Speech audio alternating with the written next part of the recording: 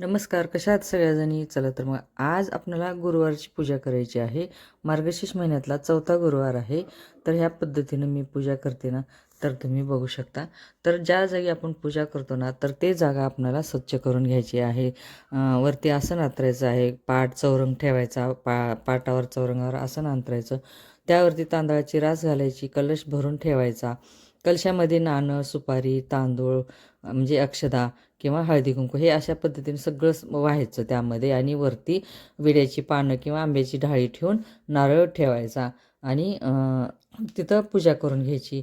आणि कलशाला असे तुम्ही हळदी-कुंकाचे पट्टे कुंकाचे पट्टे वाढा किंवा ओम काढा, स्वस्तिक काढा. ह्या अशा पद्धतीनं करा. तर इथं मी पट्टे वाढलेले आहेत, हळदी-कुंकू लावून घेतलेलं आहे. गणपती आणि महालक्ष्मीची मूर्ती आहे ना, ते पण मी धुवून ठेवलेली आहे आणि त्याला हळदी-कुंकू व्हायचं आहे. तुम्हाला वाटेल की इथं कृष्ण कसा काय? तर माझा नातू कृष्ण आहे नाव त्याचं. तर तो म्हणतो की माझ्या पण कृष्णाची पूजा कर, म्हणून हट्ट धरला. तर मग म्हटलं ठीक आहे, दे म्हणून मग मी हे पूजा केलेली आहे आणि ह्याच गुरुवारी नाही, प्रत्येक गुरुवारी तो असाच केलेला आहे. तर मी कृष्णाची पण पूजा केलेली आहे, बघू शकता. तर कडेला विड्याची पान ठेवलेलं आहे खायच्या. तर त्यावरती खोबरं, परत सुपारी, हळकुंड, बदाम, खारीक हे सगळं ठेवून त्याची पूजा केली. हळदी-कुंकू वाहिलेलं आहे, फूल व्हायचं आहे. तर फोटो ठेवायचे आहे महालक्ष्मीचा.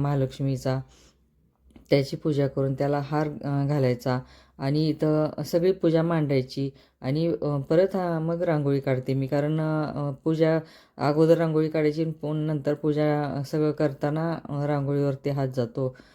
ते खराब होते, म्हणून मग मी असं करते. तुम्हाला कसं वाटलं ते मला कमेंटमध्ये सांगा. तर झालेली आहे इथं रांगोळी काढून कलर पण भरलेला आहे. मी छोटीशी अशी रांगोळी काढलेली आहे. लक्ष्मीची पावलं काढलेली आहेत. आता लक्ष्मीच्या पावला पण आपल्याला कलर हळदी कुंकाचा भरायचा आहे आणि तुम्ही हळदी कुंकू पण वरून वाहू शकता. तर झालेली आहे माझी हे करून. आता पूजा करून घ्यायची आहे. तर कलशाची पूजा केली. परत जे वरतून आपण ब्लाऊज पीस वगैरे असतो ना, तो घालतो. पण माझ्याकडे हे असं घुंगट आहे, जे देवीचं मिळतं. तर ते मी वापरलेलं आहे. परत हार घालायचा आहे. हळदी-कुंकू वाहून, फूल वाहून त्याची पूजा मांडायची आहे. सगळ्या जे वरती ठेवलेले आहेत ना देव वगैरे, त्यांना सगळ्या फुलांनी सजवायचं असतं. ते तिथं फुलं व्हायची असतात, फळं पण ठेवायची आहे. फळांना पण फूल वाहिलं आणि ह्या अशा पद्धतीने मी पूजा केलेली आहे. फळामध्ये सीताफळ आहे, पेरू आहे, सफरचंद आहे, परत संत्री आहे, डाळिंब आहे, बोर आहेत.